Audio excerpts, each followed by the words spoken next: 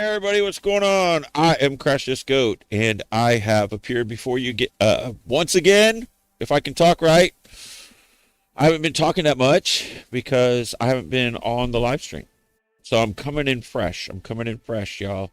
I didn't do any like vocal warm ups or anything like that. You know, like singers do. You know, like where they'll warm up. You know, they'll like sing stuff before they do a show so that they get warmed up. Like doing a lap. It's like doing a lap before you do a race, right? You get warmed up.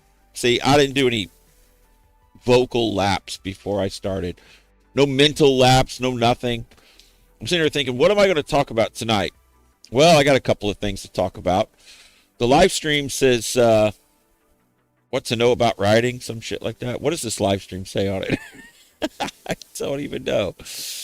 What did I name this one? What to know about riding. Yes, what to know about riding. With Crash This Goat, that's me. That seems to be what we talk about quite a bit, along with a bunch of other things. But tonight, I'm going to try to read more of your comments. So maybe y'all have some things that you might want to talk about. So I'll try to reach out a little bit more tonight, if that's possible. We're going to find out. So who do we have here so far? We got Mike F825, warm up goat bleats. Yeah, bad, yeah. Or the goat scream. Yeah, the goat scream is a good way to warm up, as long as you don't overexert your vocal cords, you know, by doing it. Beanzo says, listening in to agree with goat while I sleep. Perfect. What's up, man? DK617. La la la la. Yeah. Me. La la la la la la. Syllabus. Testing. Blake, what's up? Blake says, I know nothing in life but to be legit. Don't quote me, boy, because I ain't say shit. What is that? NWA? Is that NWA? Am I guessing that right? The boys in the hood are always hard, right? Yeah. I think I know that. I think I'm right on that one, right? It says, why do some riders stick their knee out when leaning hard in turns? Yeah, we can talk about that. That's a good question. Cupman85 says, when you coming back to Galveston, Goat? Why are you a cop or something? Why do you want to know my schedule?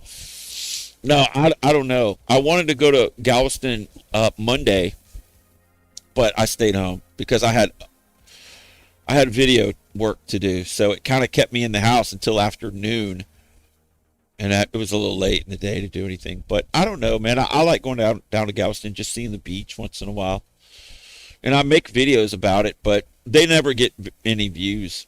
They don't ever do well. I love the beach videos. The last one I did was pretty long. It was like over an hour. It was like an hour and 5 minutes. I just showed pretty much the whole trip, minus the monotonous highway ride going to the beach. And then I just got off the bike and just started just talking about random stuff. And I mean, none of my videos do very well. Let's be clear. I don't get very many views on any of my videos for the most part because YouTube, as you know, restricts my visibility on YouTube. But it gets less views than my other videos. So it makes me, it kind of makes me think, like, do I even want... I just go down there for me, really, to be honest with you. But then, like on the last video, I spent like 10 hours making that video, and it they don't ever do very well. It's not the only reason to make a video, of course. I do it for fun and because I like to. And I know a lot of you, the loyal viewers that I have, enjoy the videos. I know that. So it's not just about numbers. I fully understand that. But it does play a part in whenever your time is limited, like mine is. My time is very limited. Because I'm just so busy with all kinds of stuff. I have to think about these things, like what's going to help me the most, And no matter what video I put out, I'm sure you guys will like it because all of my videos are like really good, right? We can all agree on that. But I can't really grow that well because uh, somebody at YouTube saw me and stepped on me, and so it makes things a little bit more difficult. If I wasn't stepped on by YouTube, um, then I'd be making a lot more money from it, and then that would propel a lot more diverse content. It wouldn't even be just like the content that I'm producing now. This is the content that I can have time to do and afford to do because I don't make hardly any money from it. So I can't devote as much time to it as what I otherwise could if I was actually not being restricted. Then I could make a little bit more money. Then I could focus more time into this, which would be profitable. But it's not really that profitable. I mean, it's worth my time to do it, but it just makes things harder for sure. It definitely makes things harder.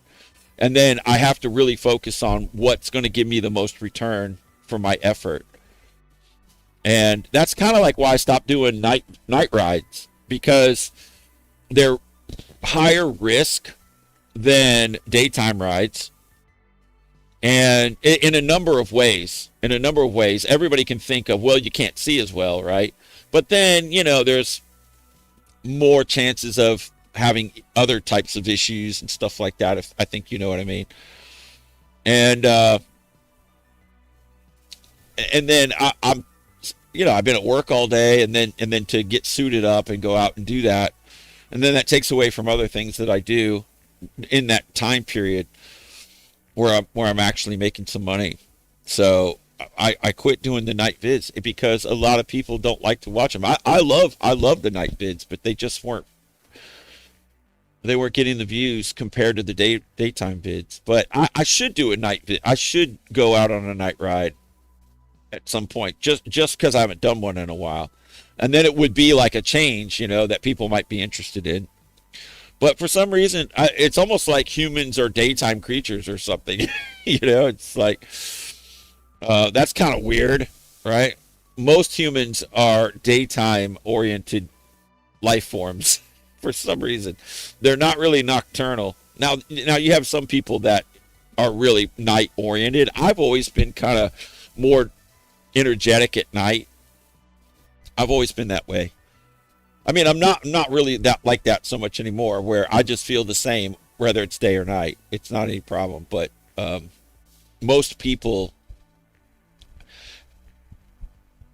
like some people kind of like the darkness and like, things that aren't always so sunny, right? Some people are just like that. That's their personality. And I'm kind of like that a little bit, but I like the sun and I like the night too. I like them both. But I definitely appreciate the darkness. I appreciate that, not in an evil way or anything like that, but just the mood change. I like that mood change. And dark isn't evil, by the way. We kind of think of it. Oh, it's the dark night. Oh, it's evil. Or whatever. The dark side of the force. Come to the dark side. It's just because the Earth has rotated away from the sun. That's all it is. But it kind of, in the shadows, people do bad things sometimes, and that's kind of like where it comes from, I think. But I do the same shit in the daytime or the nighttime, so it's not like that for me. I do sleep at night, of course. Sometimes I sleep during the day too. So I mean, what are we talking about here? But I probably should. But man, by the time I get off of work and everything, and I'm just kind of like settled in, I've showered, I've eaten, I'm just in, and then I'm just chilling for a little bit, and then I know I'm going to do the live stream. So it's just like, and the live streams have really started to pick up. My views have like doubled and tripled on these live streams somehow. I don't know what caused the difference, but the live streams are getting like 1,000 views on. I was only getting like 230 or 300 views, 350 views. Some on occasion it would reach 400, but over the past few weeks, I've been getting a lot more views on the live streams, and I appreciate those of you out there that are watching them.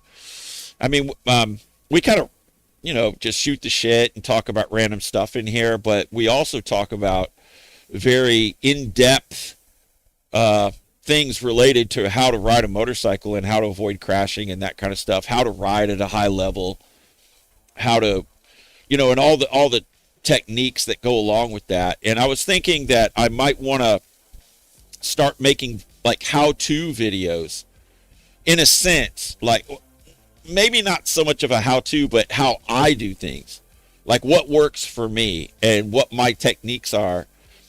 And not because they're my techniques necessarily, like, oh, I'm special or anything. I'm not saying that at all. I feel like there's a gap in some of the information that's going around out there. There's a lot of information. For example, I was just watching another channel's video a couple of days ago, and it's Canyon Chasers. So you got Moto Jitsu, and he does all of, like he'll draw and he'll get like a little toy bike out and he'll do the apex turns and he'll give his information and all that stuff. And I disagree with a lot of what he says. Of course, not everything he says is wrong, but on some of the key issues, it's completely wrong. All of his conclusions are wrong, and he's just repeating what other people are telling him, like in these courses that he's taken. You know what I mean? So it's not really even his information. He's just like passing it on, like as a relay. He's like a relay. So he goes and he sits in class. He's probably taking notes and all this stuff, right? And then when he gets out of those classes, then he makes videos about it. That's what he's done. That's been pretty much his whole channel. And then he says he's been an instructor or whatever. But anyway, that's one channel that I disagree with on quite a bit. Then there's this other channel called Canyon Chasers. I'm sure y'all know about it, right? Where he's got this little dude, and his voice, I mean, I'm not trying to shade the guy or anything like that, but I noticed on his channel, because he or they or whatever at Canyon Chasers, it seems like they put out quality videos. I mean, they put a lot of work into their videos, and all the script and how he has his on-screen presence and all the different shots and everything. And they got drones, and their show, and they talk about all these techniques, kind of like what Moto Jitsu does, but in their own way, their own style, both instructional, and then they have like interviews and all this stuff. But you can tell the guy's really small, and there's nothing really wrong with that. Because that's just the way you're born, of course. I'm not the biggest guy in the world. There's plenty of people much taller and bigger than I am. So, but some of us are super large, and some of us are a little bit smaller, and some of us are kind of in the middle and all that stuff. It's just the way it is. But what I'm getting at is because his content is so good, but he doesn't get a lot of views they don't get hardly any views on their videos, and they're really good videos as far as the way that they're made and everything, and they put a lot of work into it. They've been doing it for a long time, but they don't get any traction. And I'm thinking, why is that? And I'm wondering if it's the guy's voice. The guy's voice is just so high and pitched up like this, like when he's talking, and I can't completely look past it whenever I'm watching the video. It's very distracting for me. It's very distracting when I'm watching his videos, because his voice is just so high pitched, and he sounds kind of nerdy a little bit. And I'm not trying to shade the guy or anything like that. I'm just trying to just be factual about what I'm seeing when I watch the video. And there's a lot of that on YouTube, by the way, where there's like, there's like nerdy people on YouTube for some reason, especially like in the video category of how YouTube works and how to get views and all that. There's some real nerds in those categories. It's just crazy. And I don't have anything against nerds. It's just the fact they are nerds. And I love nerds just like I love anybody else. I don't really care. But that is what they are. They're complete nerds. But if they're helping people, that's great. You know what I mean? But they're nerds. They're nerds that are helping people. So that's great. Or they're trying to anyway. But this guy is kind of nerdy, right? And he's real small, so his voice is very high pitched. And I'm tripping on it whenever I'm watching his video. And that's not the first videos that I've watched. And I'm getting to a point about this particular video, the one that I watched just a couple of days ago, and I actually left a comment there. But I'm wondering if people are having a hard time watching the video because his voice is so high. Because it's a little bit hard for me to listen to it because it's so high, and I think he could actually, if he's aware of it, he could lower his, I don't know how he wouldn't be aware of it. I mean, I'm sure he's editing his videos and he's listening to himself, talk as he's editing and piecing together his videos, and maybe it just hasn't ever occurred to him. But it's kind of sticks out a little bit, and it's kind of very distracting because I'm thinking about, God dang, this guy's voice is like really high, and it's kind of like this, like when he's talking, and I'm just like, wow, I bet that's hurting your views.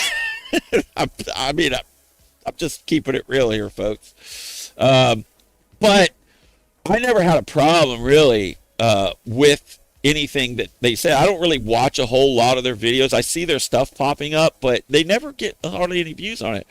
But I would click on him here and there, and I would see him and his voice, and I'd be like, okay, I gotta go. I can't listen to it for very long. But not trying to be mean. I'm just being honest. And then he was talking about the same thing that Moto Jitsu was talking about, how you do not apply throttle when you're in the turn. When you're leaned over, you do not apply throttle. And he's like some kind of an instructor too. Like, what is it with these instructors, Like, what is it? What is it with these instructors? Now, I'm sure there's some great instructors out there and this and that. And this guy sounds like he's very knowledgeable and stuff. So why do they keep repeating the same shit? I mean, because some things are just solid truths. I get that are just universally true. And some things you just are best advised to not do when you're riding or whatever, or not incorporate that into your ride, whatever it is. But both of these guys are sitting here saying that you can't apply throttle when you're leaning. And then he was talking about counter leaning not being good either. I use counter leaning all the time to do what I do. It just depends on the situation. Counter leaning is fantastic. You know how, like I say, like I can just push the bike down and keep my body where it is. I don't even have to lean. I can just push the bike down and boop, off you go. It's like boom. It's like so fast. If you just counter lean, it's so fast. It's way faster. It's way faster than moving your body into position. Now, I'm not saying that you don't need to move your body into position, but to snap the turn, you can snap it and then go boom, boom, because on some things, you don't have to move your body in order to move the way you want to. Like, you don't have to move that mass, that your body's a huge piece of the mass of the unit of your bike and you moving down the road. If you weigh 200 pounds roughly like I do, that's a lot of weight. That's like half, almost half of the motorcycle weight. So that's a third of the weight. My body weight is the third of the weight. But when you move, you're not moving really your lower body that much. It's usually your upper body and your head and your shoulders and stuff. That's really the most, that's the pendulum that's moving the center of gravity. So it's not a full 200 pounds. So let's say it's 100 pounds or whatever. That's a lot of weight to have to take time to transfer before you start turning. Now, if you're just like setting up for a sweeper and that's the right thing to do, is you just move your body inside and you get low and then you tip into the turn. That's the right thing. But if you're trying to snap move around traffic, or at slow speed, like in a parking lot, you're trying to like go around obstacles and things, like you see like in those police training videos, they use counter lean all the time. They're not, those police, they're super agile. And they're running those courses with the cones on them and stuff, and they're counter, that's all they're doing is counter leaning. You know why? Because it's easier with those big bikes to not have to move your body and the weight of the bike. It's just not necessary. And then if you lean too much in the wrong place, it starts messing up your line to where you apex, release, apex, release, apex, release. And we see that waving action quite a bit whenever we're watching people ride, because they've been told that you have to put your body in a certain way, and then they over exaggerate it. They apply too much body position, and then it pulls the bike in, and then they're turning too hard, and then they have to lighten up, and then they do the same thing again. It's like rinse and repeat. It's like the cycle just keeps going even through one sweeper turn, when they didn't even have to move their body at all. All they had to do was just lean the bike in just a little bit. They could just barely kind of just lean in just slightly, because it feels natural to do that. Just feels natural, feels good, right? You lower a little bit and you lean just like that. But I see people like really hanging off in a turn that has there's no requirement to do that in that turn. And then what happens is they pull in too far. And so it just depends on what the situation is. But the guy in the video was sitting there saying that counter leaning is not good to do. Like, what are you talking about? I don't know where they're getting their information. If there's like some kind of a source, where is the source of all of this? Where's the origin of this information emanating from? Well, like where is this coming from? It just seems odd to me. Is he watching Moto-Jitsu videos, and then Moto-Jitsu is watching his videos? And they're just that's like a self-licking ice cream cone where it just they keep feeding each other this information. It almost sounded like that. So I could get past the high-pitched voice, but the wrong information is really what bothers me. So I left a comment. I said, "Hey man, I apply throttle while leaned over all the time. It's like my whole I have a lot of fun doing that. If you were to take that away from me, you would take away like 50% of my ride." Say, for example, if I was to listen to Moto-Jitsu and Canyon Chasers and never apply throttle in a turn, my rides would be shot. Like, I wouldn't have anything. Like that's almost a lot of what I do. That makes up a big part of it. Now, I'm not telling anybody to, Goat said, just freaking blast it in the turn. Like, lean over and just crank it. I'm not saying that at all. But what we're talking about is they're saying do not apply throttle while leaned over. I can turn on any freaking superbike race, whether it's MotoGP or World Superbike or Moto America or whatever it is that you want to watch, the Isle of Man. They are giving fucking throttle while they're leaned over. You think the guys on the Isle of Man TT, you think they're closing the throttle while they're leaned over? No, they're not. They're wailing on it, probably more than anybody. Watch the videos. Everybody's seen them. Does anybody here think that they're closing the throttle when they're leaned over? Where is this coming from? Do these guys like Canyon Chasers and Moto-Jitsu, how are they not seeing this? How is it okay in their mind? How are they justifying I know they've watched the Isle of Man TT. Is that only for the racers and not for other people? Because if that's what it is, then they need to say that. But they're not saying that. They're just saying broadly, don't add throttle in turns. It just depends on the situation. I'm not saying every turn you can add throttle, but on the routes that we're running, I'm setting up my line, and once my line's set and I know that I'm locked in because I'm just doing this for fun, it's not a race, so I'm just having a good time with it. And then once I'm locked in, boom, on the throttle it goes. Because I want to see the numbers on my speedometer go up as high as I can possibly get them reasonably while having fun. That's part of the coolness of riding a super bike. You know, if I was to close the throttle every time I was in a lean, I would be just destroyed. I'd be left behind. And I'm editing the video from yesterday, right? The one that I showed you about me getting stranded on the side of the road. I'm almost finished editing it.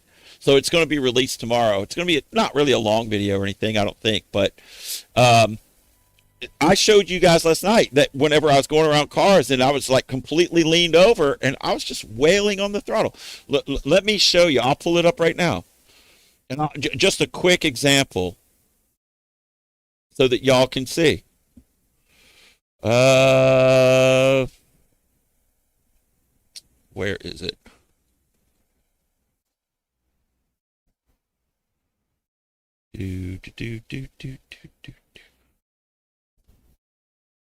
Okay, it should be right here. Let me bring you guys with me.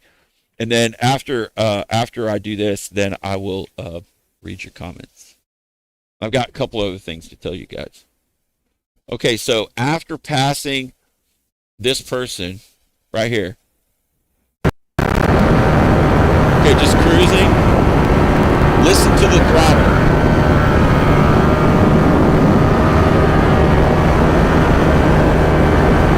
If you don't add throttle when you're leaned over and turning, you're going to slow down, and I'll explain why. You have to adjust your throttle as an increase whenever you add lean angle, and there's a physical reason why. Even to maintain your speed. Watch right here. You hear that? That's throttle. So it's just a quick example, but when leaned over, if you don't apply throttle, you will automatically slow down. You hear how the engine rises right there?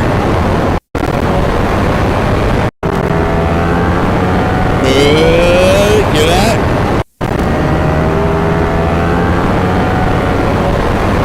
That's throttle. And that may not look like much of a lean, but it is. Because my helmet isn't leaning. The bike is leaning like this. But my helmet stays straight. But if I was to show you I don't have the cockpit cam on there, but if I was to show you the cockpit cam, the horizon would be almost at a 45-degree angle on that turn. And so why do you need to add throttle when you turn even to maintain speed? Why? Because when you're riding straight, the center of your tire is the largest diameter. That's where your tire is the biggest around, right? But then when you come over to the side of the tire, it's a much smaller diameter, right? So whenever you lean over, the tire has to then spin at a faster rate at the same ground speed. If you lean over and you don't apply throttle, then the bike is going to slow down quite a bit. Just because of the physical smaller diameter of the side of the tire. In order to even maintain, when they're talking about maintenance throttle, they're talking about once leaned over, then you just keep the throttle steady to maintain a speed. But if you're transitioning from straight up and down, and then you go onto the side of the tire, which is smaller around than the center of the tire, if you don't apply throttle, you will drop speed by 10 miles per hour probably, depending upon how far you're leaned over. And plus just the turn alone creates more like resistance to forward motion. So you in order to maintain your mile per hour ground speed, you have to apply throttle in the turn. Now, I want everyone to be very clear about what I'm saying. I don't want you to go out there and just lean over and wail on your bike. I'm not saying that because it could end badly for you. And some motorcycles do better adding throttle when on the side of the tire than other bikes do.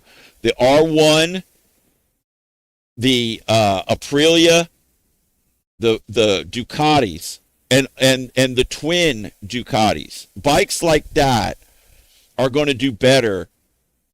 Maybe the R9 would be better, but the flat planes, you have to be real careful with those because their firing pulses are evenly spaced, and so the tire doesn't get any break.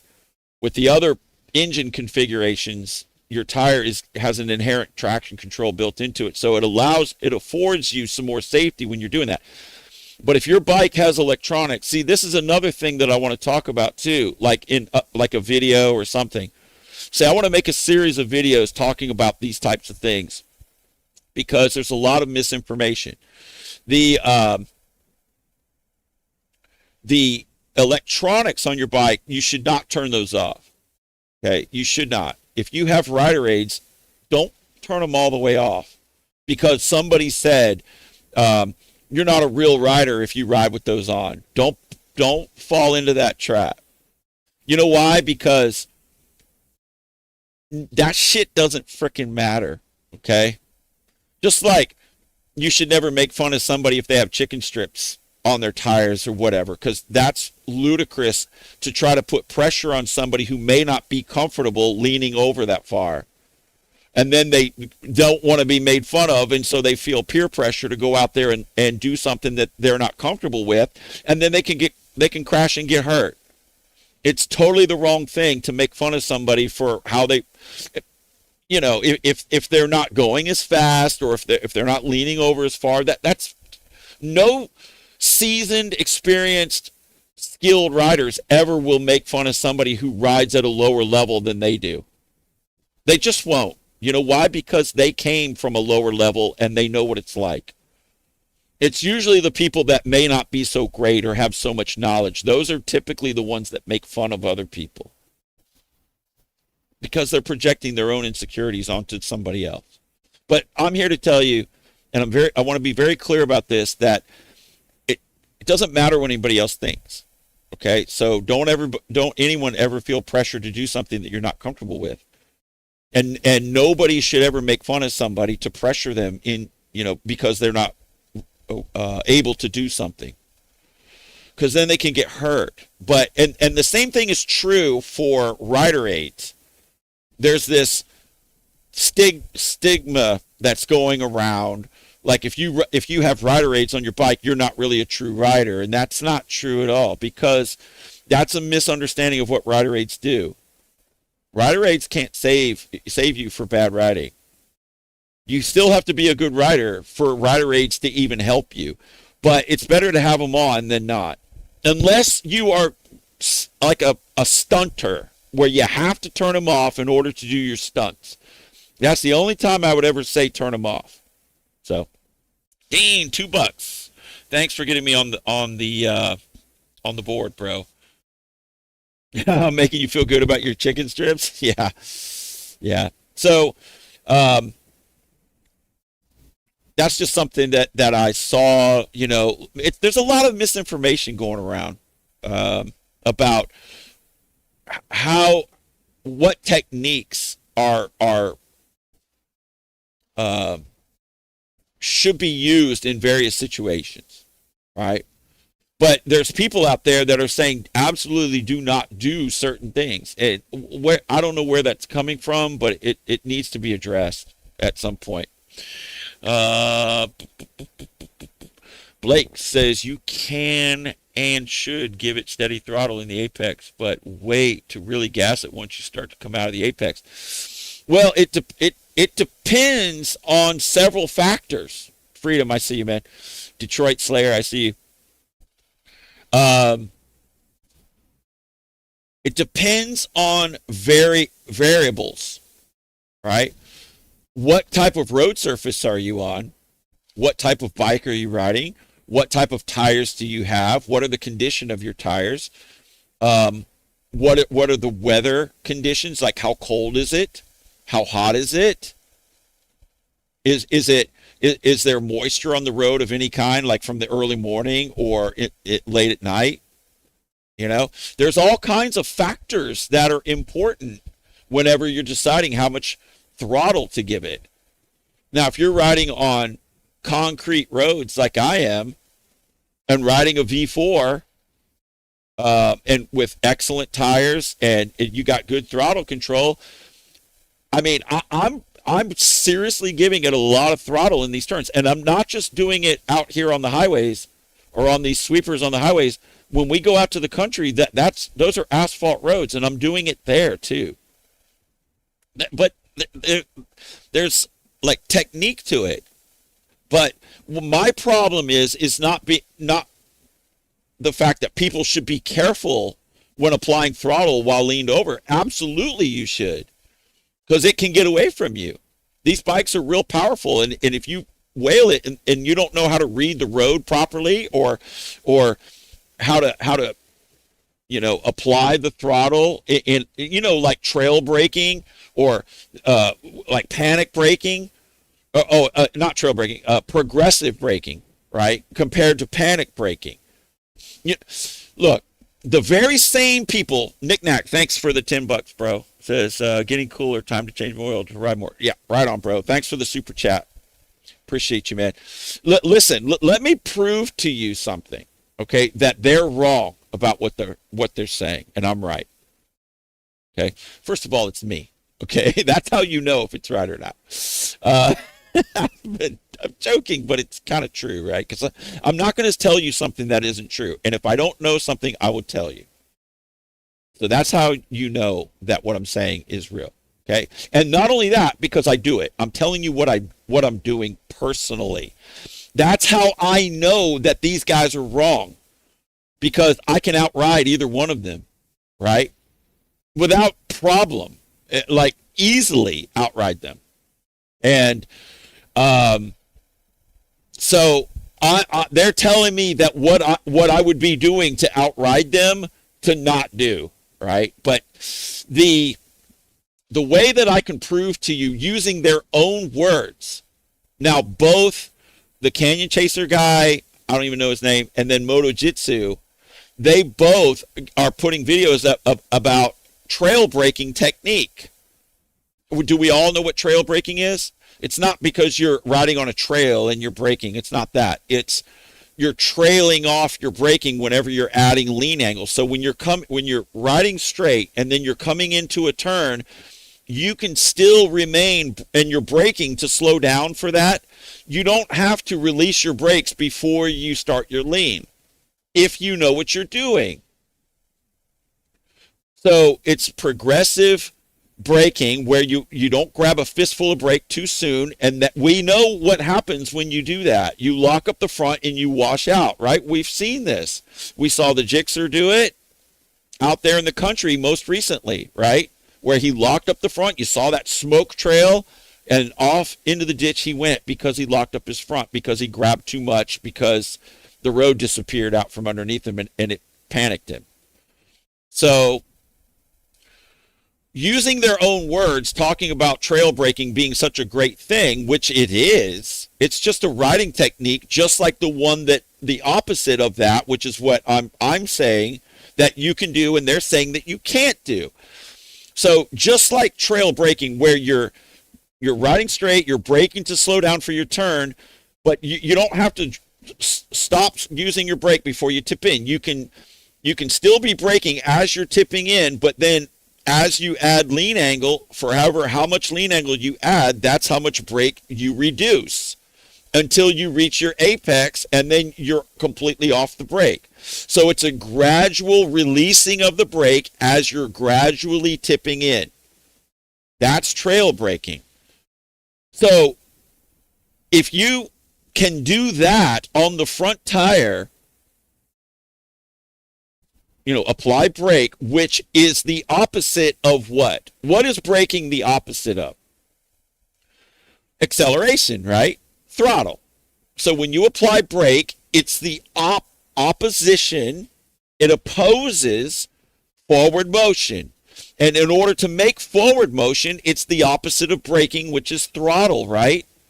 So the front is most of your braking power when you're slowing down because of the weight transfer and all of that. But then acceleration is on the rear tire because the weight transfer, and that's just where the drive wheel is, and you give it gas, and that's the opposite of braking. Your brake calipers and your brake pads pinch the rotors and apply an opposing force that slows you down to scrub off what you accelerated to whatever speed you're at. And then the opposite of that is applying throttle, and that's done through your chain and sprockets and your rear wheel. So if you can trail brake in a turn, and they promote it because they were taught that in some course, they just, this is so exciting. This is so easy, to put together in a video. It's so easy to hear it described and then translate it into their own video and act like, they're knowledge kings on it. So if the logic that makes trail braking a good thing and something that is recommended to do as an advanced riding technique, isn't it also true then, because we know it's just the opposite to apply throttle, isn't it also true that you could do trail throttle application while leaned over too?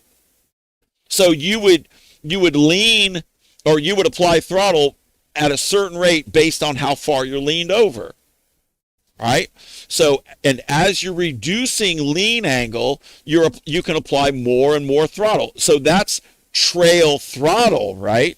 See, nobody's ever said this before. Nobody's even contemplated this concept.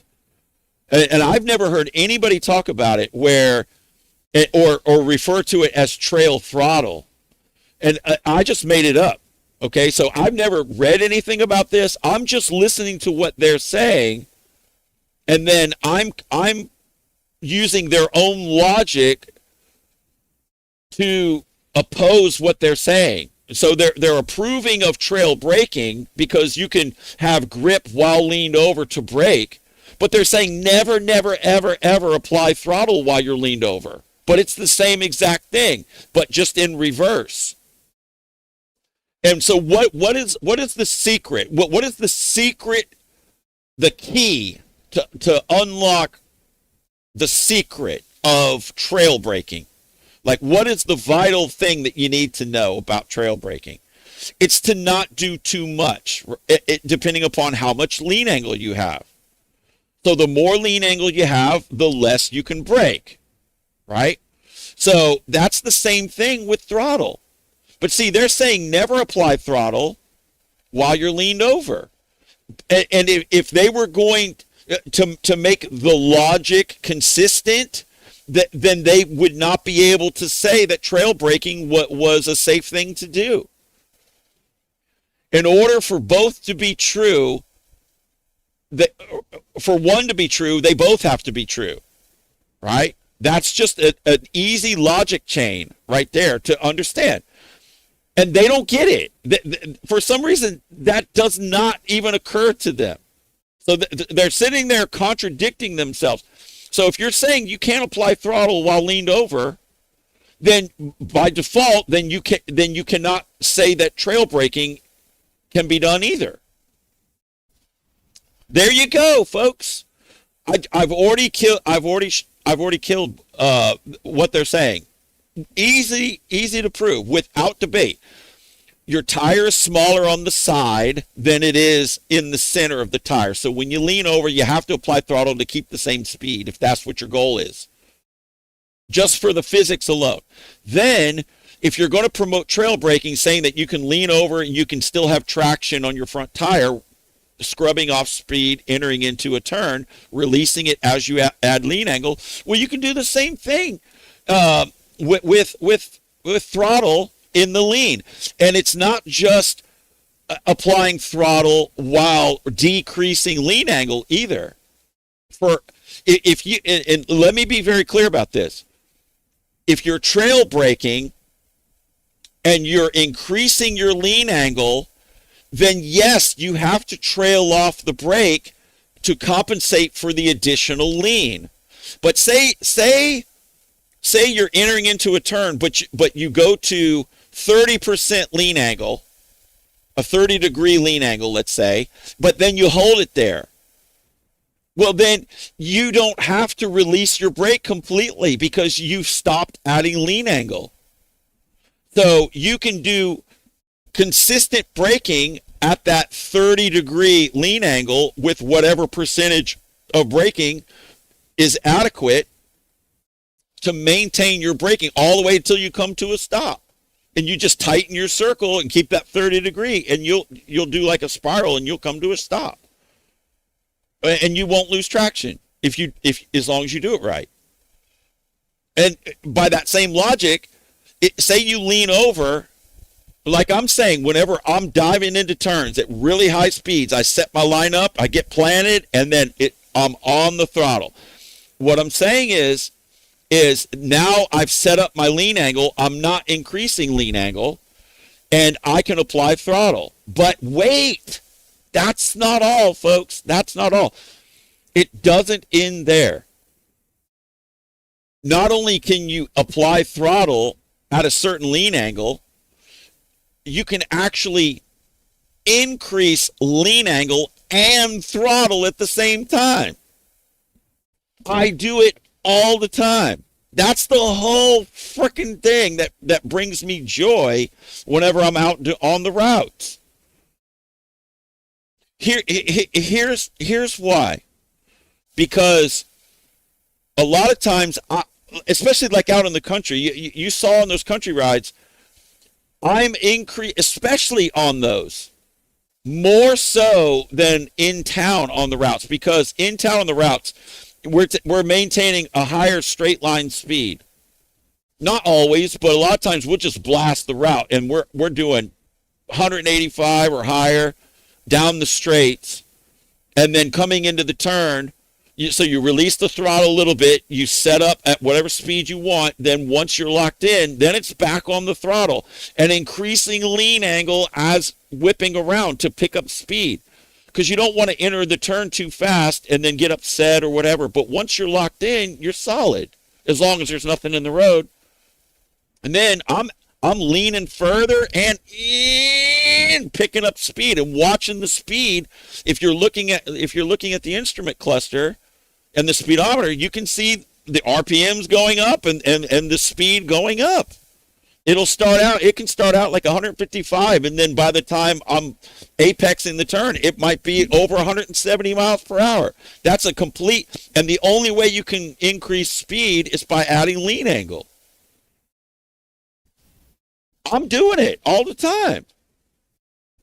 And sometimes you can, depending upon what your tires are and what the road surface is like, how cold it is, you can feel your back tire drift a little bit. But if you know what you're doing, that's a very pleasurable feeling. And then out in the country, I don't want to go too fast. And like whenever I'm leading, because sometimes I just find myself in the front because they say, go ahead and we'll follow you. And I said, okay, great. So I'm not the leader of the group by any means. That's not me. I'm just one of them, but they let me go first as a courtesy or whatever. I don't know. And so I lead when we go down some of like the little roads, right? And then whenever I'm leading, I know that I've got lives behind me. And I know that there's some blind turns and there's driveways and stuff, and animals can run out.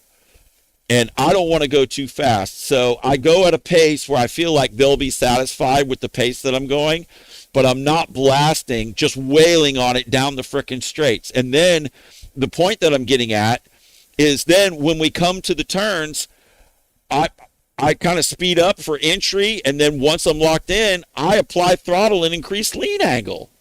I'm doing that the whole time I'm out there. There's nothing wrong with that, as long as you, like trail braking, as you are leaned over, you got to know how much throttle. You can't just go wide open.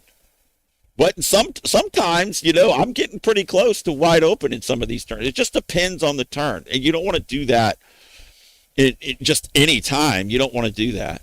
But my problem with what they're saying is they're just saying absolutely don't do it. Now, if they were to say, unless you're experienced, unless see, what they should do is they should say this can be done, but it's not recommended unless you really know what you're doing.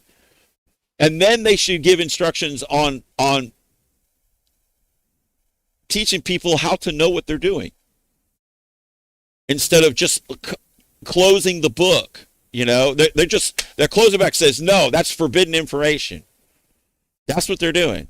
But I will say this in their favor.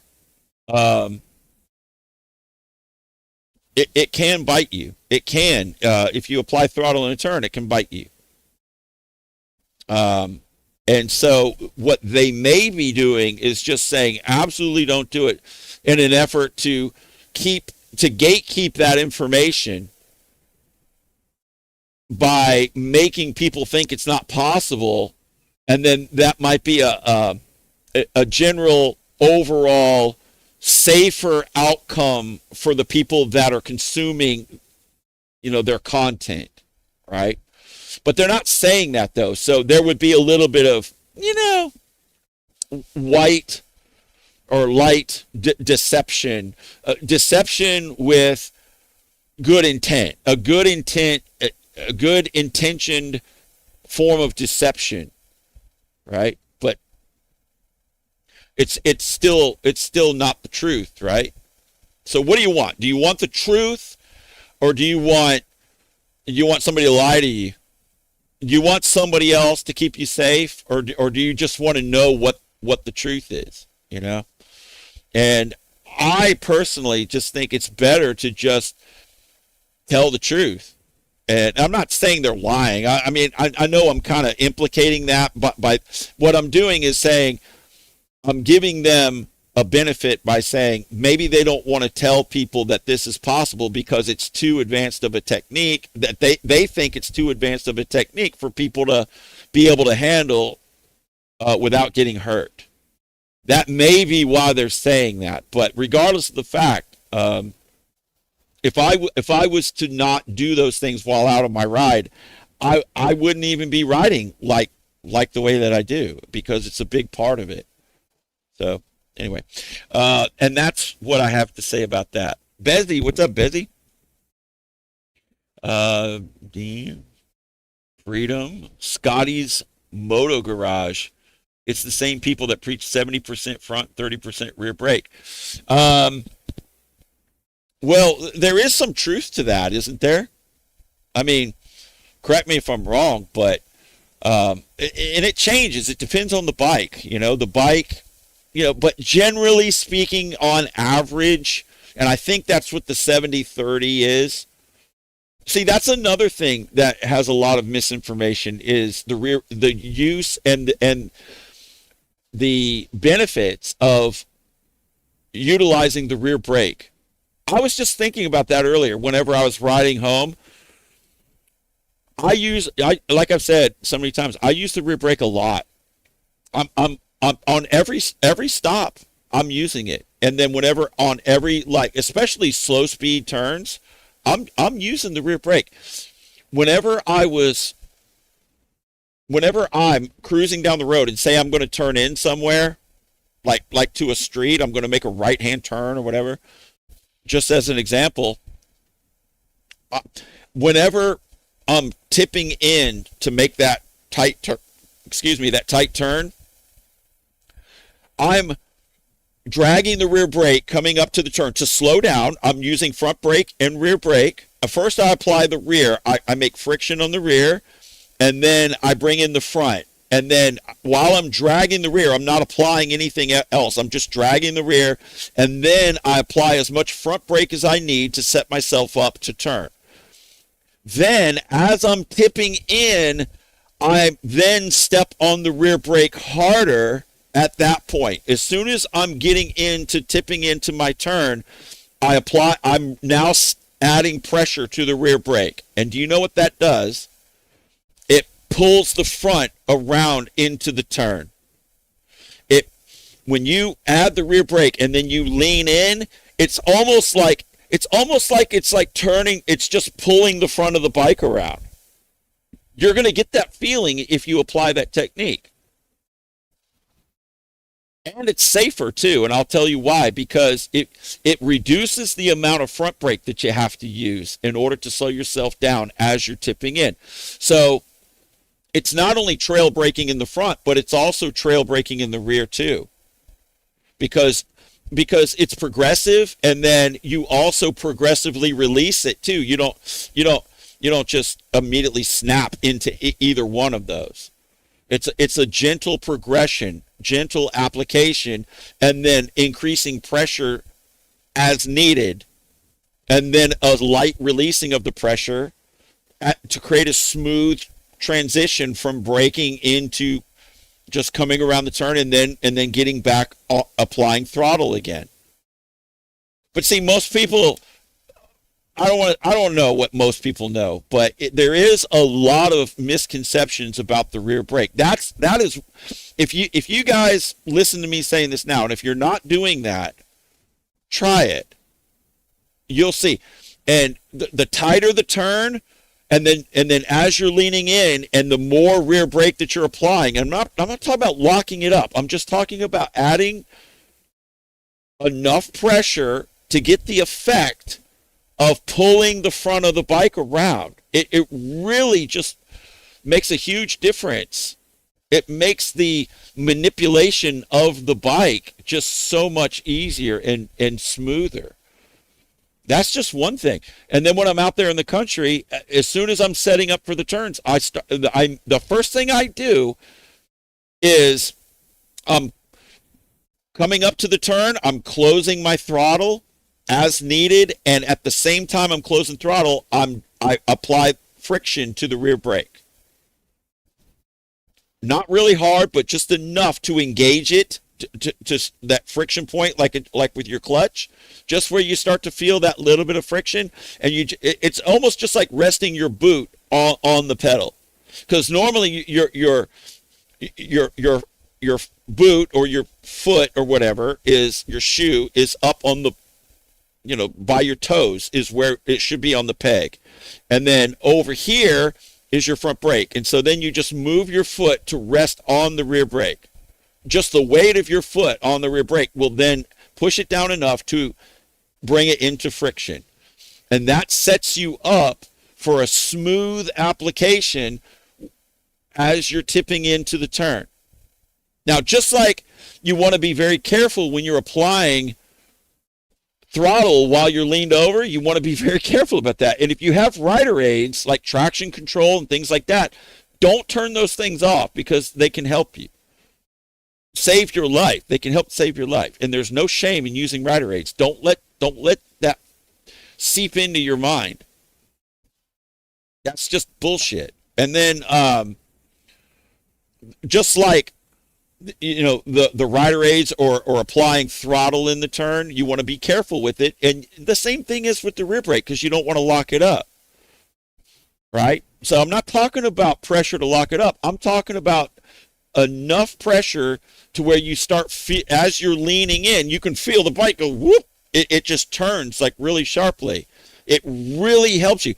Let me tell you an example. One time I was out in the traffic on the highway, and I was going around the cars, and I came around this one car over off to the right side, or it was a van or something. And then when I came around it, up ahead on the shoulder, there was a giant semi truck that was entering into the lane that I was just coming into. And I couldn't see it around the vehicle. but I wasn't. I mean, I had enough room to make sure there was nothing there as I'm coming around the car, because I'm clearing that space. But then not far up ahead, and I was kind of moving, and he was like entering onto the highway. That's just one of those things that pops up, right?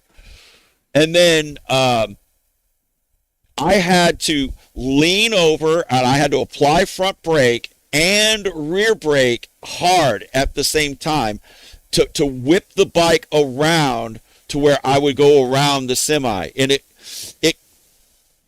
it could have ended badly if I didn't know what I was doing. If I didn't know how to manipulate rear brake to bring the front of the bike around and know how to properly apply front brake and what to do in that situation, the back end of the bike came up off the ground. So just like you see, like in some of the GP racers, my back end was lifting off the ground just slightly. But the reason why it was able to be controlled is because when you apply rear brake, it helps keep the rear end down. You need that. You absolutely need that. It'll keep you from flipping over, for one, which is possible. If your brakes if you apply too much front brake and the conditions are just right, you can actually go endo and go over the front. But if you apply rear brake, that's much less likely to happen, because the rear brake has a torquing effect which collapses the rear when you apply it. So whenever you apply rear brake and front brake at the same time, not only does the front dive, but the rear brake holds the back level too.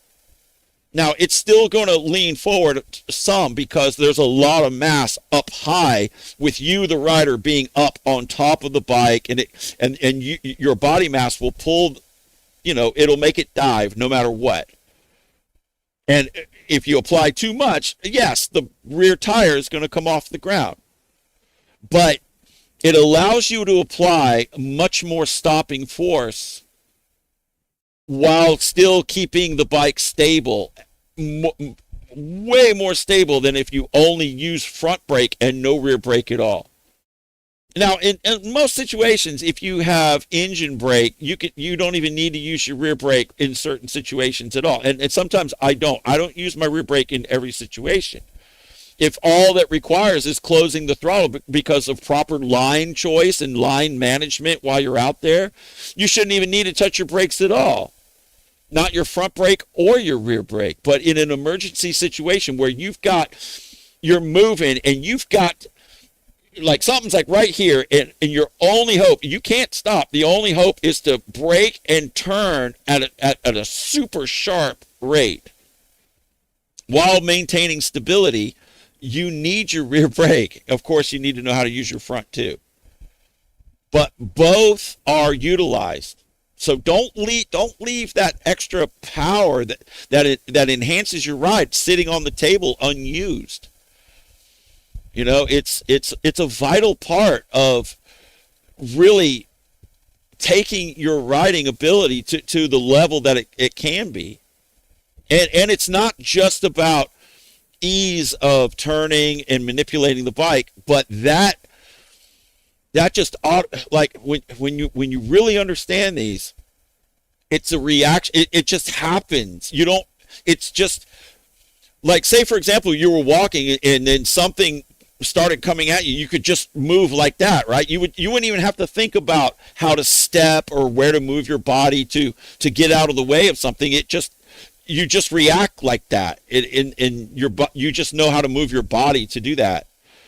Well, when you have a lot of seat time, a lot of experience, and you understand these concepts because you've been practicing them in the form of utilizing that over long periods of time, then when the shit hits the fan, it just happens on its own underneath you as if it's automated.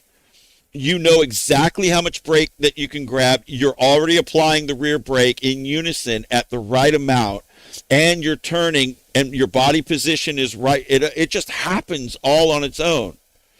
But the way that is possible is because you utilize that into your ride on a regular basis, and then but you're just using it to enhance your ride. But then if something pops up in front of you and you've got to use everything available to you to save yourself, you've got it. You've got it, and you know how to use it. Vital information, folks. That's vital information. And you know what? Those other guys, they're not going to tell you that shit. The only place you're going to hear that is here. Because they're repeating what they learned in a class from who knows who. I'm telling you what I do out here. That's the difference. I'm telling you what I've done in situations to make it all come together. That's the difference. Sidewalk Star says, be sure to explain, never have the clutch in on corners. That's kind of pretty bad to experiment with. Yeah, I never pull the clutch in the corner. But if you are like heavy braking, sometimes you might want to do that. But whenever you do that, you lose engine brake, right? So usually you want to utilize your engine brake in unison with your rear brake too. Sometimes engine brake's enough, but in an emergency situation, it's not gonna be enough. It may not be enough. It might be, but why would you want to risk it? Miki says, I think of the pads touch the rear, touch the front. Think I need more than little more rear if I'm about to dive into a turn. Yeah, I mean, a lot of people, they don't even use rear at all. You know why? And here's why. Because this is kind of funny. When people are new to riding, they don't trust the front. So they get out there and they start riding around, hey, and then something pops up in front of them, or they head towards something, they don't know what to do, so they try to stop. And you know what happens? They're scared to use the front because they feel like it's going to slip out from them. So they don't use the front. They only use the rear. And then it starts to lock up. And you know what they do? They go, oh, shit, I'm not stopping quick enough. And then they press it harder. And then it fishtails, and then it high sides, and then, catastrophe, right? That's when people are new. This is so common. Everybody knows this. So what is it? So what happens after that? Well, I'm not a new rider anymore. I'm experienced. I've been riding for a couple of years now, and I know what I'm doing. And I remember when I was afraid to use the front brake, and now that's all I use. I don't even touch the rear. So it's a complete flipping from only using rear when you're new because you don't trust the front into learning how to use the front, and then knowing, because you've heard it said, that's most of your stopping power. Then you go out there and you use it, you find out, yeah, that's what it is. And then you just completely forget about the rear. And it's not just that. It's almost people wear it as a badge. People wear not using the rear brake as a badge of their experience and their knowledge, to know, I've come so far, I've learned so much, I'm so good now, I don't even touch that rear brake at all, because I know that it's useless. It's absolutely worthless. I don't even know why they put it on the bike. And it's almost like they wear it as a sign of how good they are. But both of those positions are wrong. It's wrong to only use the rear brake because it's not going to be enough stopping force, and you lock it up and you're going to crash. And then to transition to completely away from the rear brake, and use only front, that too is also wrong. Now, you're going to most likely have a better chance of getting away with shit if you're using only the front and not the back at all. So that's going to be better for you, but that doesn't make it's the best thing for you. It doesn't mean that. There's a rear brake on the bike for a reason, right? They don't just put it on there for no reason. It's there for a reason. The people who make the bikes kind of know what they're doing, right? They know what they're doing. So, do MotoGP racers use the rear brake? Let's ask the great Google machine, shall we? Do high level super bike racers use rear brake? Let's see what it says. It may be right, it may be wrong. If it disagrees with me, that means it's wrong. Of course. All right. So, right here, I say, do high-level superbike racers use rear brake? The answer, according to this, is yes. High-level superbike and Grand Prix GP racers use the rear brake, but its primary purpose is bike control, stabilization, and steering rather than hard stopping. What was I just saying? What was I just saying? It helps you steer the bike, right? And then it helps it keep it stable when you're heavy braking, right? So let's read it. Let's read more. How racers use the rear brake. Chassis balance. Applying the rear brake slightly helps settle the motorcycle and maintain chassis geometry during heavy deceleration or corner entry. Oh, wow. I wonder who said that. Steering and line correction. Racers use it to tighten their turning line or pivot the bike if they run wide toward the outside of a corner exit. That's exactly what I said. When you apply more rear brake while you're taking the corners, it pivots the bike around. Right? Anti-wheelie control. Engaging the rear brake helps keep the front wheel down when accelerating hard out of tight corners. That's also true. It actually dragging the rear brake keeps the front wheel down, keeps wheel. And some people doing roll racing will drag the rear brake when they're launching as well. You can watch them. Squatting the rear. Oh my. I wonder who mentioned that a second ago. It can be used to manage weight transfer and traction on the rear tire through heavy braking shifts most of the weight to the front. That's right. That's exactly what I said. And then you got foot versus thumb brakes and so forth. Some bikes you're using thumb so that they can take their foot off the peg for balance setup and things like that. You see a lot of them doing that, taking their foot off the peg, but they have a thumb brake up on the bar. So they can still apply rear brake even with their foot off the peg on the right side. So, and let's ask it another question. Do high-level superbike racers add throttle in turns? Oh, what's this? Oh, no. Oh, no. It cannot be. Because Canyon Chasers in MotoJitsu said never do it. Yes, it says, do high-level superbike racers add throttle in turns? Yes, high-level superbike racers add throttle while still in the turn, opening it slightly before the apex to settle the chassis transition smoothly into acceleration. There you go. There you go. So I wonder what it says. Can you add throttle and lean angle in a turn? It'll probably say yes, but it's highly dangerous. That's probably what it will say.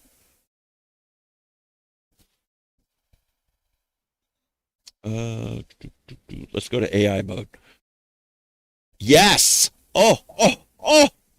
Yes, you can add throttle and lean angle in a turn, but you must do it with extreme care. See, exactly what I said. Because both actions consume the limited traction available from your motorcycle tires. So your tire has 100% budget of available grip. Lean angle uses traction for cornering forces. Throttle uses traction for acceleration forces. More lean leaves less traction for throttle. Obviously, more throttle leaves less traction for leaning. How to safely combine them. Maintenance throttle.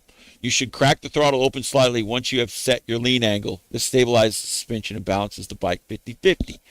Roll on acceleration. Only add significant throttle as you begin to stand the bike up and decrease your lean angle.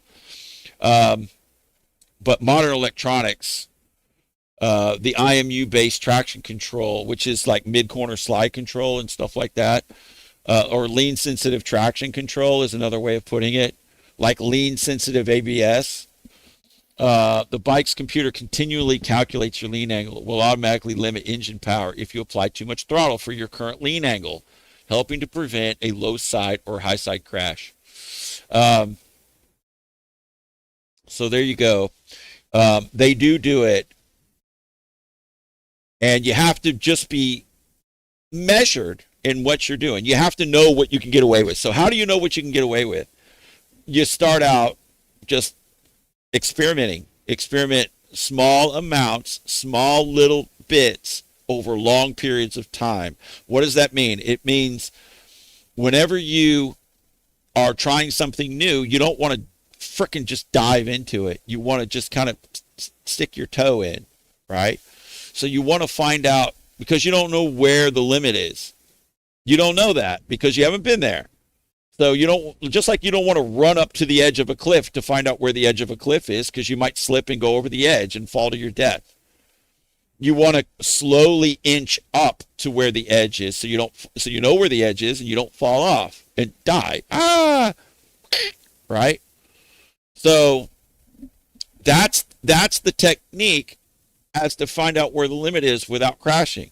Hopefully, let's say you're less likely to crash if you incrementally increase what you're doing, whether it's increasing speed or increasing lean angle, while adding small amounts of throttle while you're getting used to it. But this is a technique that I use all the time. I use rear brake and I apply throttle in the turns.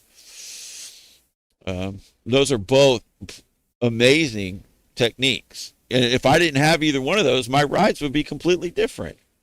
I wouldn't be able to do the stuff I'm doing if I didn't have those in my options, my available options to apply. Brian Kelly says that's not the cheaper.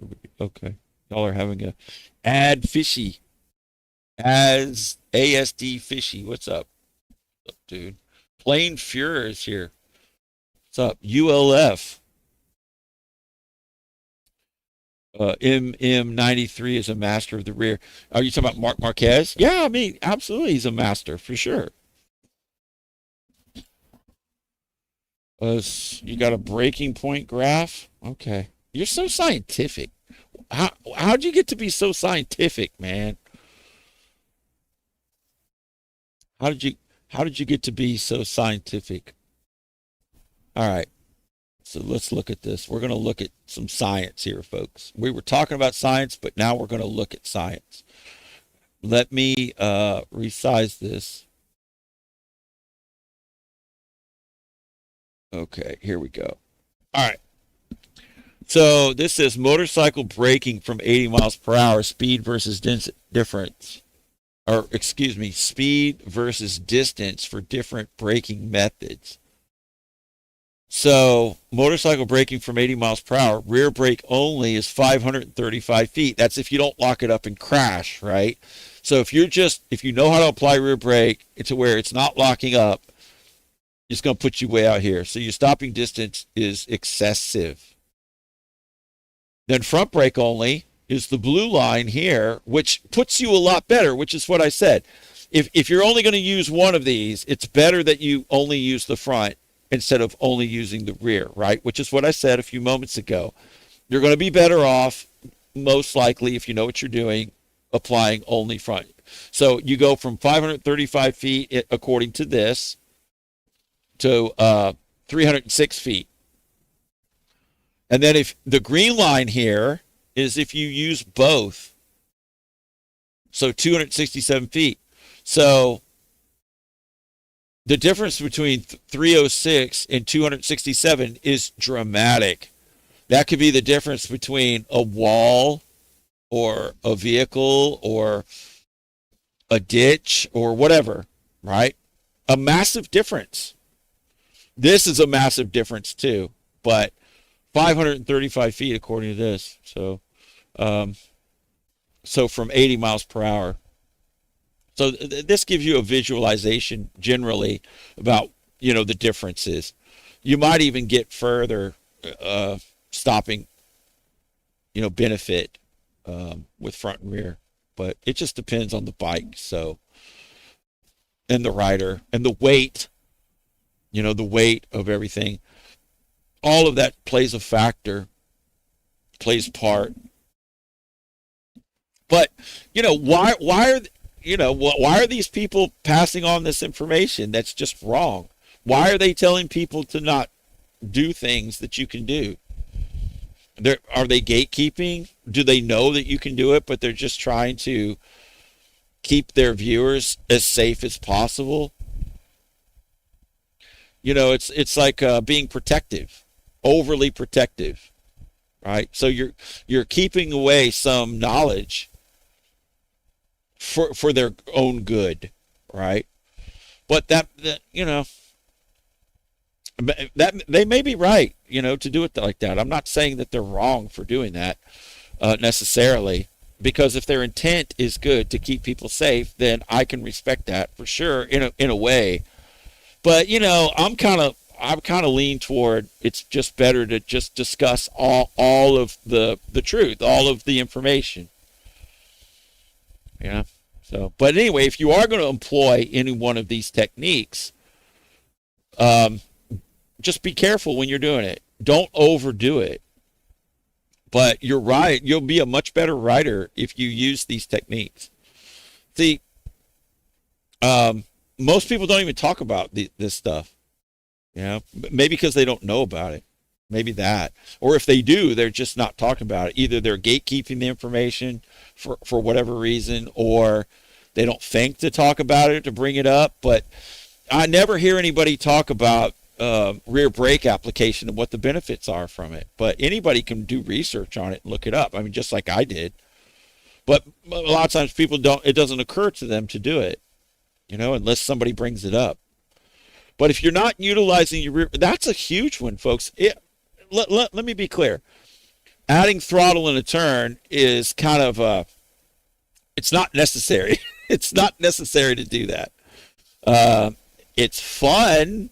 It can really enhance your ride and make you a lot faster. But is that absolutely necessary in 99.9% of the time?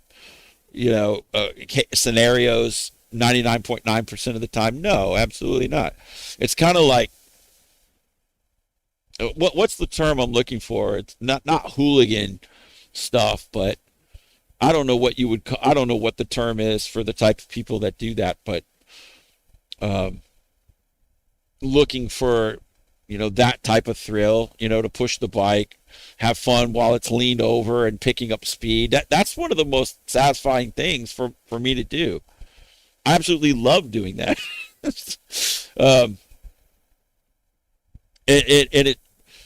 It's I don't know. I mean, I know that the guys I'm riding with are doing it, like Alex Diablo. I think SLR6 probably does it to a lesser degree, I would say. He doesn't like to go as fast. And Knuckles for sure. He's definitely doing it. Scotty's probably doing it for sure. I know they're doing it because I've watched them do it. There's no way that they can be as fast as they are, without adding throttle in the turns. Like I said before, every single Isle of Man TT run, they're freaking on the throttle most of the time, right? So otherwise, that they're not going to be able to get it done.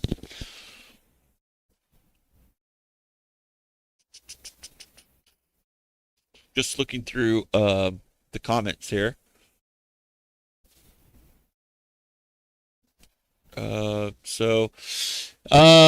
Slight change of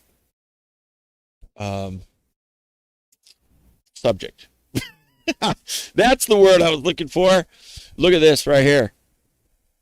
Can y'all see this? This right here is my fuel line. And I don't know if you can see it, but that's nylon that's on it, right? That's like a nylon protection that goes around it. You can kind of see it, right? And you can kind of see through it a little bit. This is the factory. Do you know how much this thing was? I will tell you. I've got the packages that it came in. That thing was $58. Wait, hang on. No, the nylon piece that goes over the hose, the fuel line, was $7.43 for the nylon cover. Then the fuel line itself was $42.47. $42.47 for this piece of rubber hose right here. And it's formed in that shape. Unlike the one that I bought from the auto parts store, which is just straight. And it has to bend a little bit. So I've got to put this on. Okay. And I ordered the clamps too, but they said they don't know where they're at. So I ordered the clamps, but they couldn't find them. And I said, all right, no big deal. My clamps still work. So I'll just use my other ones. I'm not difficult, right? So anyway, then let me show you this. I ordered the gear sensor indicator, right? And this thing was $88.91 for this. But let me show it to you if I can open it up without tearing it, because I don't want to tear the box. Okay, there we go. Now look. Here's this, right? But it is not the right one. This right here is the plug side. The plug's wrong, and this is the wrong sensor. You know what sensor this is? It says it right here. And it's Ducati. It's a Ducati sensor, and it says sensor, timing and RPM sensor. So this is like the timing sensor is what it is. And this probably goes in the block, right? And then it reads off the flywheel or whatever it is, and then it tells the motor like how many revolutions, like an RPM sensor, right? That's what this is. Timing and RPM. This is the wrong sensor, so they ordered the wrong sensor. So I have to go back tomorrow, and I have to bring this back to them, and then I have to get them to order my gear sensor, my gear indicator sensor, not the timing RPM sensor.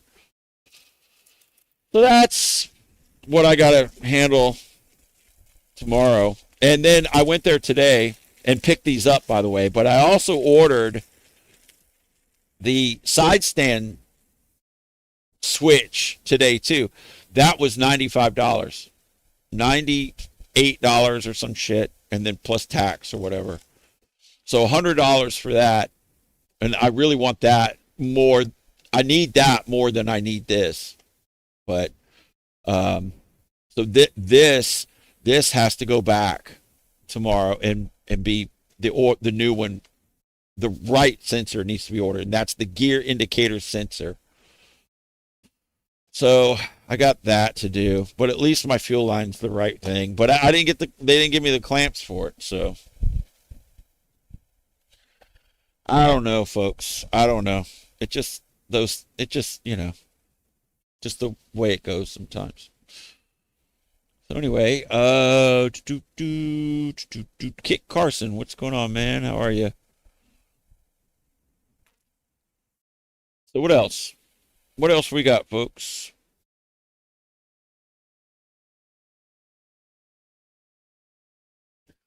What else are we talking about? Oh, Pezzy says that this is as black as I am. Yeah, it's kind of hard. Like, well, there's light now, but look, it's kind of hard to see until I go like that, right? So now you can see. Now you can see like the nylon and stuff on it, right? A little better. Yeah. So there you go. So what are we talking about here, folks? What else do we have? Brian Kelly says the Duck has the coolest gear selector indicator. Um, you mean on the display? How it's got like the big number, like in the tack or whatever, in the center of the tack? Yeah, I like the display on the Ducati. I like it a lot. It's so easy to read when I'm riding it. I can see exactly where the RPMs are. I can see what speed I'm doing. I can, but then it has like little small. Here, I can show you. It has like some other smaller information. This is the video that I'm editing right now. The video that's going to be put out tomorrow. See, I can zoom in here. So it's really easy to read when I'm riding. I mean, some people like the like you can set it to dark, right? You can put it in dark mode, but I'm not really into the dark mode too much. I like this white screen. And here on my computer, I don't have my stuff in dark mode either. I know a lot of people like dark mode, but I don't know. I kind of like the fresh, bright, clean look of the light mode like this. So this is the gear indicator, of course, right here. You can see gear right there. And the speedometer, the speed's like big and easy to read. And then this tack, I can, no matter what I'm doing, I can see this very easily. And then this is the temperature gauge right here, and I can read that very easily. It's got 5 bars, so there's 1, 2, 3, 4, and 5. So 2 to 3 when cruising is fine, and then through traffic it'll go up to 4. If because it's super hot out, it's like over 100 degrees out right now. But look at this. There's 155 right here. It's like 10,800 RPM, right? And look where redline is. Just under 16,000, like at 15.7 or whatever it is. It's just under 16K. Think at 155, think about wrapping this thing out all the way to here. um, it'll, do you know you can take this all the way in fifth gear, all the way past 185. It'll go approaching 190 miles per hour in fifth gear, and then you can shift into sixth, and you're not even at red line. Like at 185, you're not even at red line um, in fifth gear. It's got a lot of top end. It's got a really strong top end.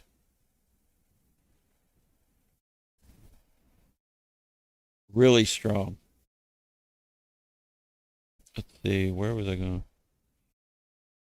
I cut it out, but I was doing a little bit faster speed.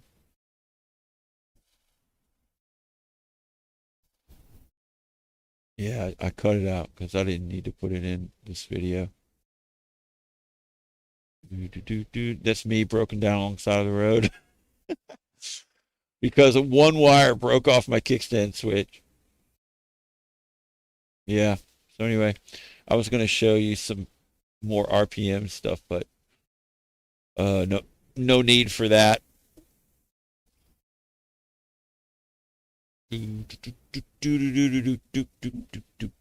5 foot Jake, what's up, man? It says, LOL, that gear probably goes to like 230 or something based off of that. Yeah, it's not going to go that fast, just because of the wind and everything.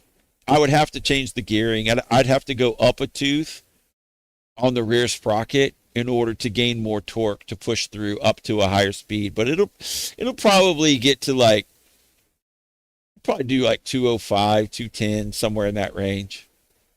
It'll probably go that fast if I was to hold it wide open and keep it there. But, anytime you get up past 185 or whatever, there's really no need to keep it up that long, that high. The only time I ever really, really keep it like wide open is if I'm roll racing somebody. And then it, just to wrap it out. That's the only time I ever really go full throttle. I don't ever really go full throttle, especially up on top. There's just no need for it because you're already flying. There's no need to max the bike out. And when I roll race, most of the time, if something's close, it might be close, but then as we get faster, then the duck will just pull away. As you go up higher and higher and higher, then the duck just pulls and leaves further over other bikes that I've raced for the most part. I haven't won every race that I've done, but most of my roll racing was done when the bike was stock. I've done very little roll racing with it.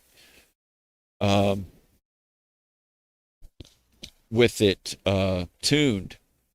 But let me see if I can pull up a roll race. One of my recent roll races. Oh, it's pretty good. Let me see if I can find the video. I know I can. I'll show you a Ducati roll race. Just gotta locate it. Back a little ways here. I think it's the best best motorcycle video on YouTube. I think this is it right here. I just called it that for fun.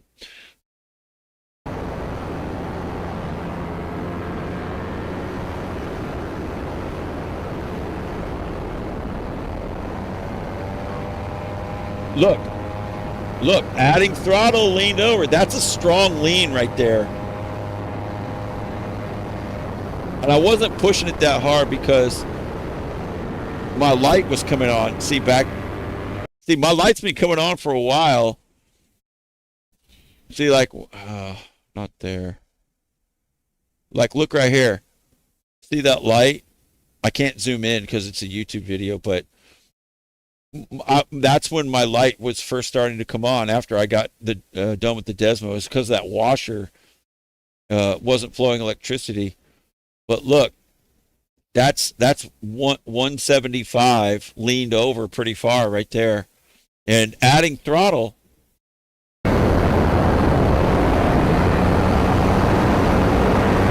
Adding throttle, leaned over. But letting off throttle right here. Well, let's go back a little ways. Let's look at this route now.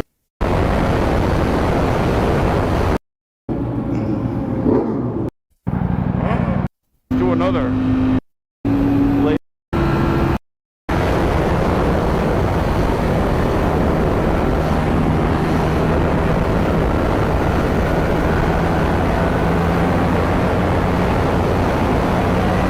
Adding throttle, leaning over far, adding throttle.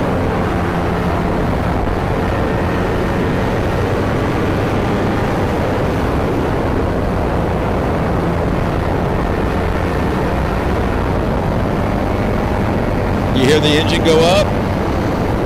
That's adding throttle.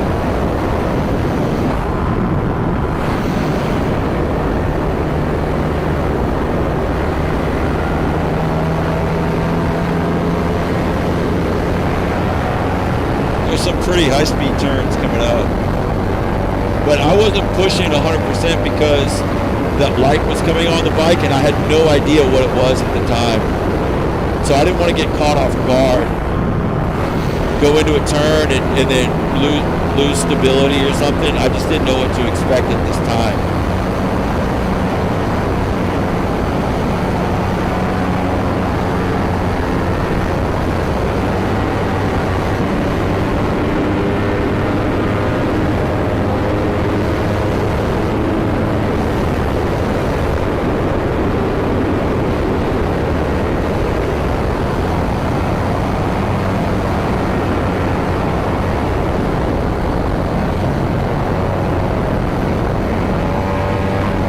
You hear that? That was strong throttle addition right there while adding lean angle.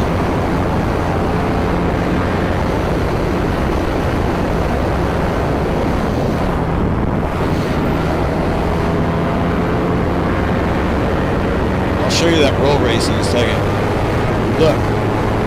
Look right here. Did y'all hear that? That's adding lean angle and throttle at the same time, like strong throttle. Watch.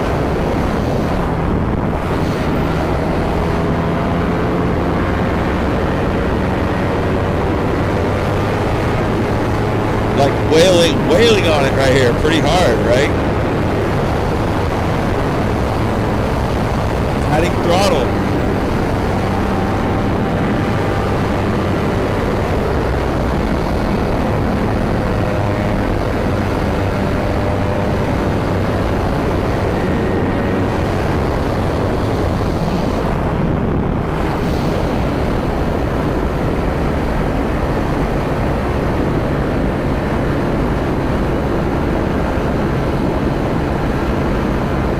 Okay, Pitchfork, take care, buddy.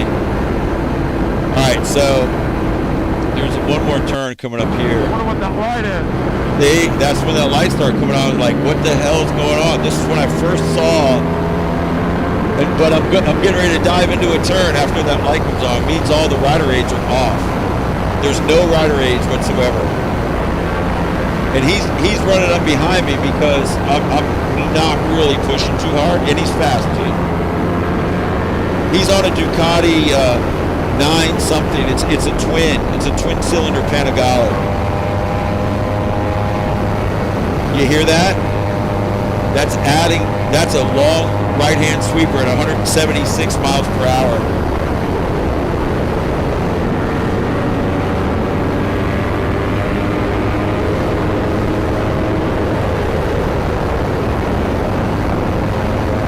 That's 181 in that turn. That is flying through that turn right there. It's one of the fastest times I ever took that turn. And the only way you can do that is if you're applying throttle in the turn. Now let's fast forward to like, these are the roll races right here.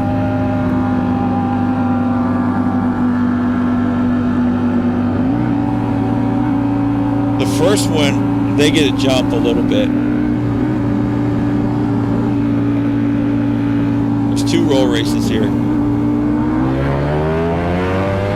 They went, then I went. I was short shifting.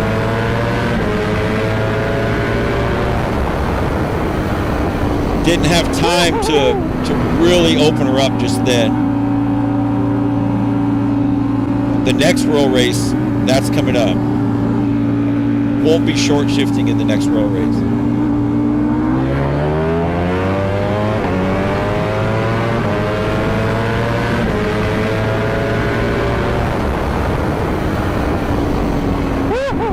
Wait, so we got one more roll race set coming up right here. Little wheelie there.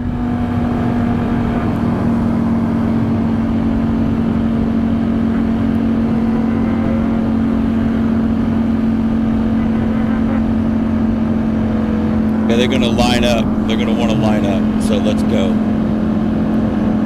Now listen to the motor of the duck. You can tell I'm wrapping it out higher, and watch the difference.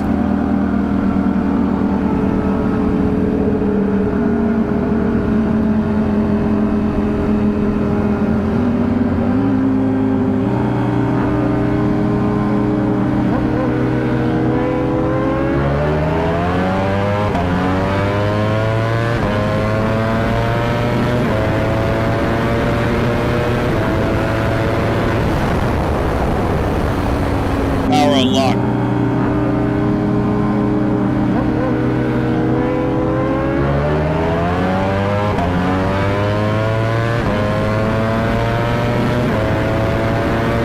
Super duck. Super duck power right there. Oh yeah.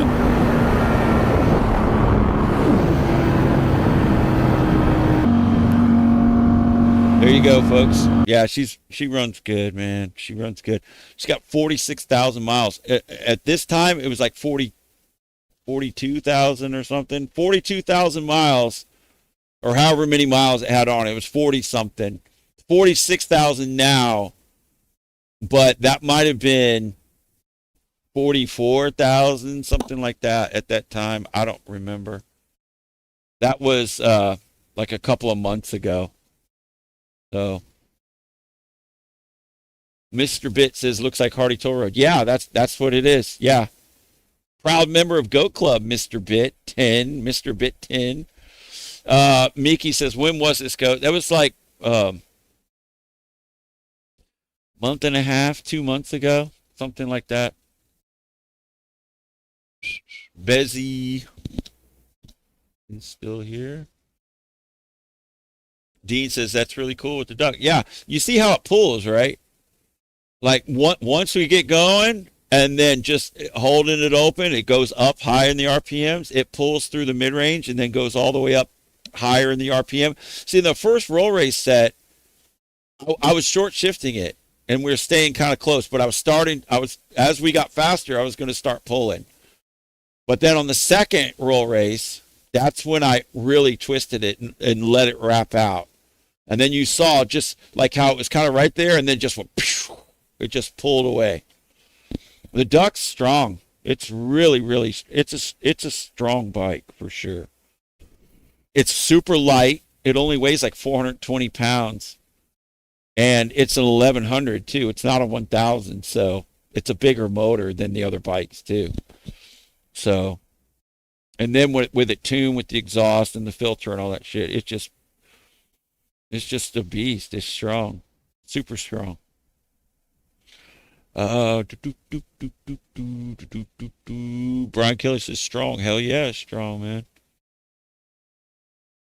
Brandon says, love my Gixxer. Have a 600 and a 1000. Well, you're a very lucky person to have two Gixxers, man. I think the Gixxers are awesome. You know, I wouldn't even mind having one myself. That's the one bike I've never owned.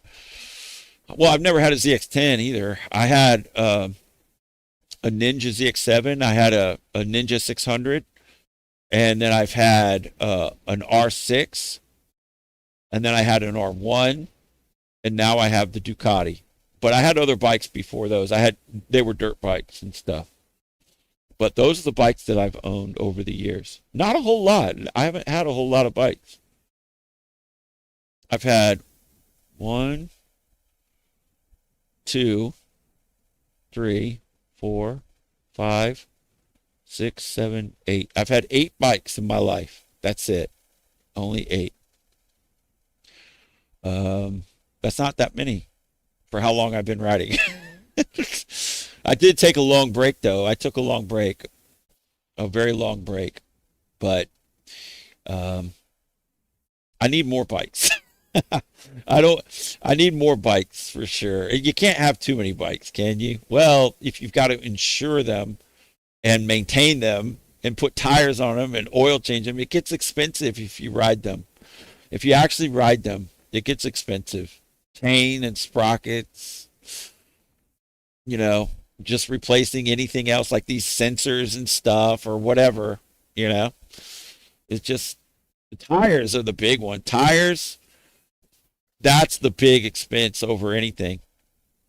And then oil would be next. Chain and sprockets would be after that. Chain and sprockets is probably after tires. Tires is number one. Chain and sprockets because they cost the price of 5 oil changes for one set of chain and sprockets. So you're going to go through one chain and a set of chain and sprockets for about every 5 oil changes, probably. If you ride your bike regularly, you know. So every 5 oil changes, that would be 10,000 miles. That's about right. You know, you should change your chain and sprockets around if you pull hard like I do and you go up to top speed and stuff. Always maintain your chain and sprocket. And then if you do wheelies and stuff, if you're doing wheelies, then that puts tight spots or like loose spots really. So your chain goes up and down. If you put it on the stand, you rotate the tire and then you can see your chain getting tighter and looser. If your chain's doing that, then your chains suck. It's shot. It's out of spec. because then it's getting tight and loose and tight and loose and tight and loose every time it rolls around. And that means that part of it is stretched quite a bit. So why is it stretched? All right, Freedom, take care, buddy. I hope you're doing well, man. I hope you have a great night. So the thing about doing wheelies, and it's fine if you want to do them, but just understand that your chain sprockets are going to get stretched, and it doesn't stretch equally. It stretches only like where you pop the clutch, wherever the chain happens to be. When you pop the clutch to get the front off the ground, it's going to stretch in that spot.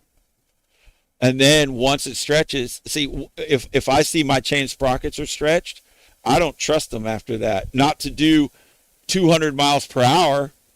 Now, if you're just doing low speed and you're doing wheelies and you're not really hauling ass and putting your life on the line at super high speeds, then fine. But if you're doing wheelies, the chance of your chain breaking prematurely goes way up too, because it's stretching it out. And that's fine if that's what you want to do. I don't have anything against that. I like pulling wheelies too, but I just do throttle power wheelies where it's smooth application on the chain and sprockets. It's not like a snap. So as you're accelerating and you increase the throttle and the engine's coming into more power, then the front comes up. And then you shift, it goes back down, and then it can come back up again. And that's pretty much as far as I go with the wheelies. Once in a while, I'll do like a first gear and I'll give it a lot of throttle, but I don't ever use the clutch to pop the front wheel up, because I don't want to stretch my chain out, because chain and sprockets cost hundreds of dollars. And then it's a pain in the ass whenever you have to order it and put it back on again. It just, it's a pain in the ass to fuck with it. And then your clutch wears out, so it's hard on your clutch. It's hard on everything, and that's fine if that's what you need to do in order to have fun while you're riding, and I fully support that. If you want to do wheelies and stunts and all that stuff, knock yourself out. I fully support you. I'm just saying, for me personally, I don't think it's, I don't need to do that in order to really have a good time riding. I like the technical aspect of taking the turns and doing all of these techniques that we were talking about earlier in the live stream, with the braking and adding throttle in the turn, and that type of, and line choice, prediction, being able to just flow without anything holding you back, necessarily. Being able, the art form of surviving out here on the highways in the big city through large amounts of traffic is very gratifying, to do it at a certain level. Now, anybody could just go out there and ride on the highway. That's fine. But in order to make your way through it with smooth lines and cool curve arcs and stuff like that, it's kind of an art form. And the art form not only is riding the motorcycle, but it's deciding where you're going to go. And like I was saying earlier, it's almost like if you need to apply your brakes while you're doing that, then it's almost a sign that you made a mistake choosing your lines. It's kind of like, I don't want to say a game, but it's like a challenge. It's a personal challenge. And then rising to that challenge and executing your process, whatever that is, that's where the art form is. And that's quite rewarding. It can be. Some of the funnest times I've had has been in dense but moving traffic, to where it's kind of, there's a little bit of space in between the cars, and then you can just kind of just weave through them just at an awesome style. I know you're not supposed to do that. Nobody do that. I'm not recommending anybody do that. That's very dangerous, and it might get you in trouble. So I'm not recommending anybody do that. But it is an art form, to say the least. But I kind of, enjoy doing that. I mean, it's the environment that I write in. Somebody left a comment on one of the videos. Another one of those people says, "Oh, you just, straight line person. Why don't you go somewhere where there's curves?" And I'm like, just don't even watch my freaking channel, man. Like they act like they're skilled writers and stuff. I said, a skilled writer won't even leave a comment like this. A skilled writer knows that, hey, this is just where this person lives.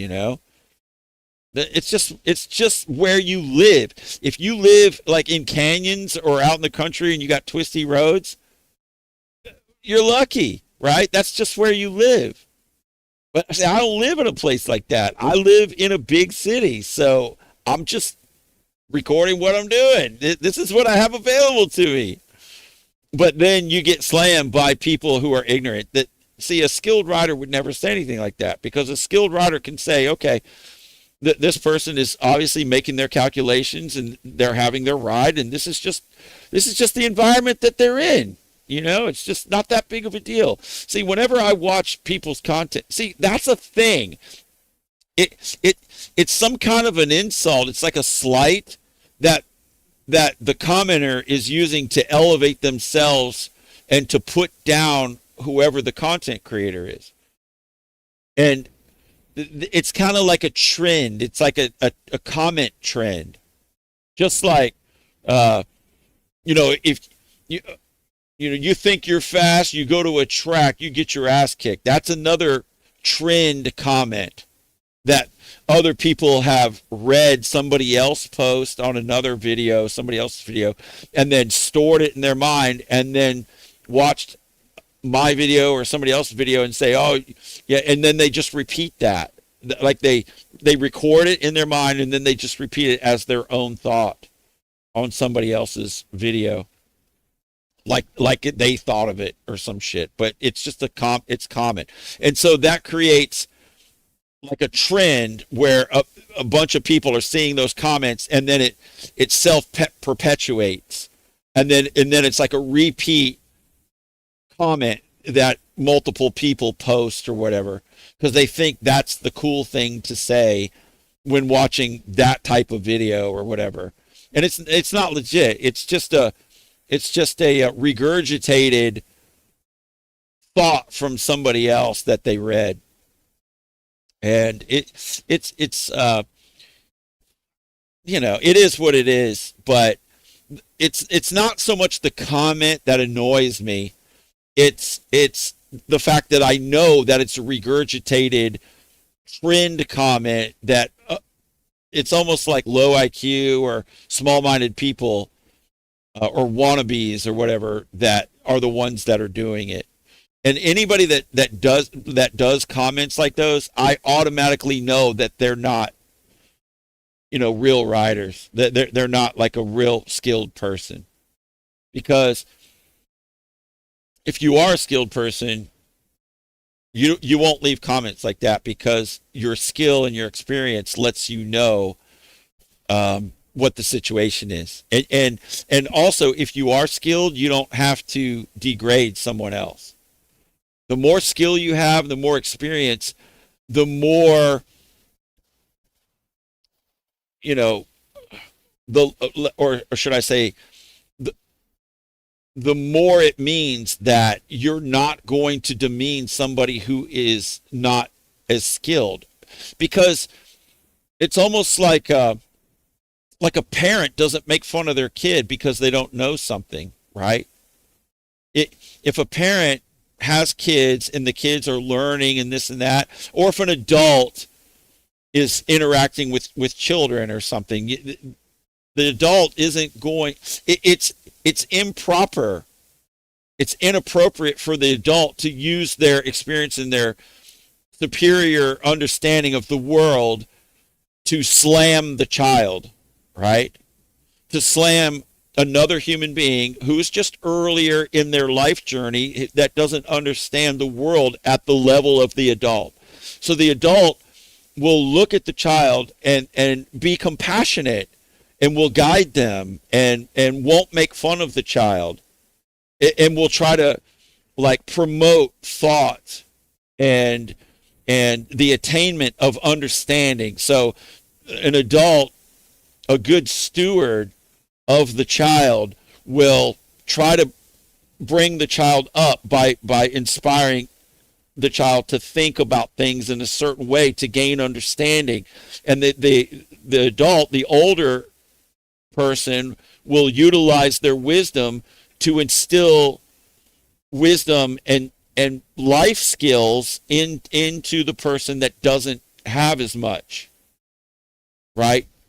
That's the skilled looking at the lesser skilled with compassion and understanding, and then not insulting the child for not knowing things. And whenever you see an adult insulting a child, we all kind of, that's a very bad thing, right? When an adult has a derogatory interaction with somebody who's small or a child or whatever, that's highly inappropriate, because the adult knows better than to do that. The adult should be at a level to where no matter what the child does, the adult will not react in a negative way, because the adult understands that the child just doesn't know better, right? And a child should never be able to get a negative reaction out of an adult in certain circumstances. Now, I'm not saying that an adult can't become angry with a child for doing something wrong or something like that. I'm not saying that. But if you're just like in a discussion about something or trying to teach the child or whatever, you don't get aggravated with them.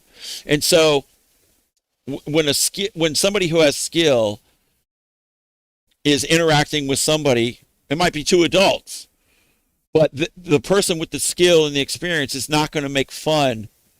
Like, say Mark Marquez, for example. Do you think he would make fun of somebody else that's like a new rider that's trying to learn how to ride? Absolutely not. Mark Marquez, I imagine, would be very calm and very, encouraging to the new rider. Mark Marquez would never insult a new rider or make fun of their chicken strips or some shit, right? That would never happen. Why? Because do you know how much discipline and skill it takes to become Mark Marquez, to be able to race at that level? And wisdom is developed through that process. Wisdom, understanding, discipline, all of these things. And it molds you like fire molds steel, right?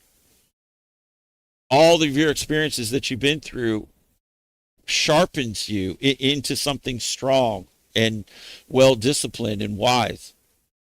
And whenever you see somebody leaving a derogatory comment about somebody's content or something, then you know right off that person has no skill. It's obvious. It's so obvious to understand that. That's why I don't usually respond to them or react to them, because I am a skilled person, so I can see right away that they're not skilled. I may not be, the greatest in the world or anything like that, but I possess enough skill to understand these things. Let's say that. I'm not saying I'm the greatest or anything like that. I mean, I'm pretty decent, but, we're all learning. I still learn stuff, and I always view myself as a student. But I do have some experience, and so their skill will come with that, by default. it better, right? And that's all I'm saying if I say I have some degree of skill, because I have quite a bit of riding experience, and then you learn a lot from all of that, and then that helps you become a better rider. And then hopefully what you can do, or what I'm trying to do, is help others, but by sharing what I've learned. That's it. For what it's worth, and then combating wrong information whenever I find it. So anyway, yeah, Brandon says, they say if you stop learning, you better quit. It's going to get you. Yeah, I mean, we're all students, just like in life. Does everybody know everything about life? Like, even a person who might be, like, say 70 years old. Yeah, you know what the funny thing is? The more knowledgeable you become, let's say, through your experiences of living a long life, you also become wiser. And that wisdom, you know what it teaches you? How much you truly don't know. It's like a paradox. The more you learn, the smarter you become. And with that increased intelligence, it allows you to see that you don't know everything, right? So the smarter you become, the more aware you become, and how clear it is to see how much there is to know, and there's no way you can know it all. It's just it's not possible. There's so it's the smarter you are and the more wise you become, the easier it is for you to say, I don't know. If there's something that you don't know, like I tell you, said if I don't know something, I have no problem saying I don't know. But if I do know something, I will say, yes, this is something that I know. But I have no problem admitting if I don't know something. Like, what, am I supposed to know everything about everything? That's kind of a high bar, right? And if anybody tries to project themselves as being like super knowledgeable about stuff, or like knowing everything, then, like what's going on with that? There's a problem there. There's a problem there. So I think we've gone a little bit overtime tonight, right, folks? I have a little bit more video editing to do so I can get this video out for you guys tomorrow. It's not a super exciting video. It's where I get I mean, it's always exciting, but I don't know. It's not like a high speed group ride, let's say. It's not that. It's not like nighttime badass high speed runs. It's not that. It's just something that happened to me while out on the highway. Y'all might find it interesting. I don't know. But if you do watch it, don't forget to like it for me, or hype it, right? So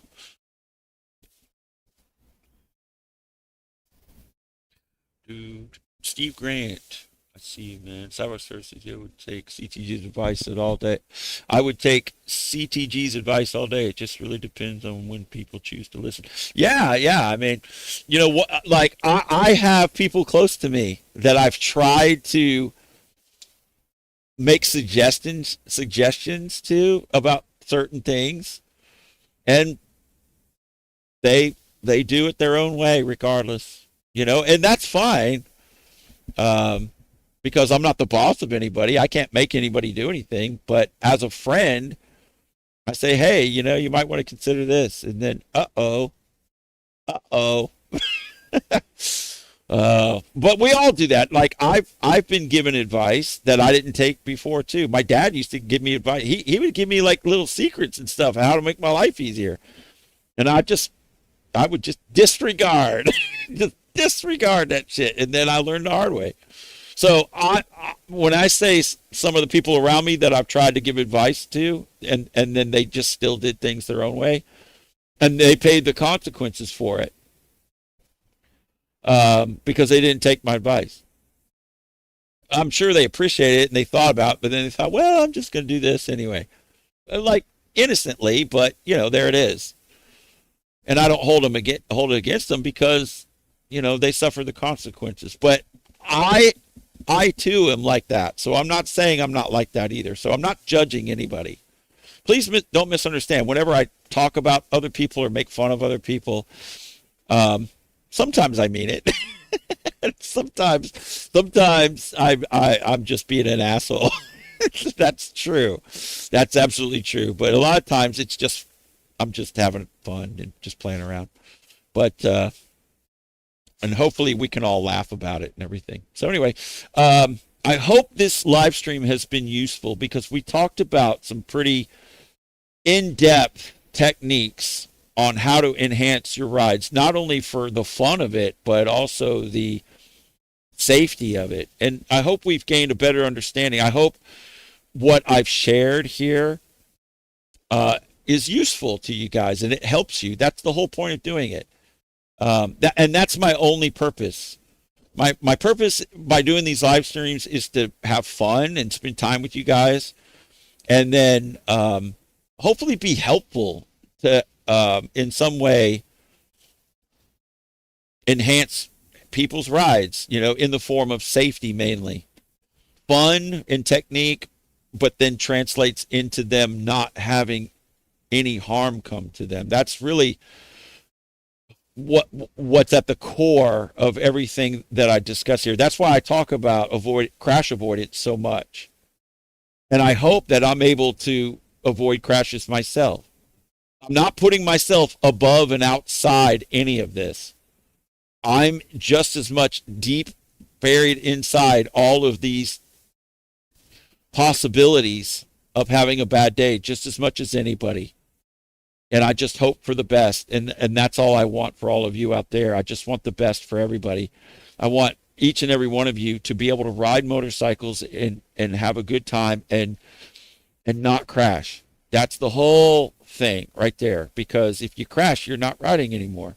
And then you got a messed up bike, and maybe you're injured severely or worse. And nobody wants that. We just want to enjoy our machines in a positive way, as much positive as possible, and enjoy the community and the camaraderie between all of us, the family of the two-wheeled family that we're all part of, and sharing our love for the sport and for the activity and the hobby of riding motorcycles. So anyway, that's what all of this is about, and I hope everyone stays safe. But I'm going to get out of here. I hope you guys will come back again tomorrow for tomorrow night's live stream, God willing. All right, say your prayers and call your mom. Dude, I need to call my mom too. I commit to calling my mom tomorrow. It's too late tonight. As long as each one of you guys will do it too. Okay, tomorrow. That's your homework. All right, peace. Later. Goat out.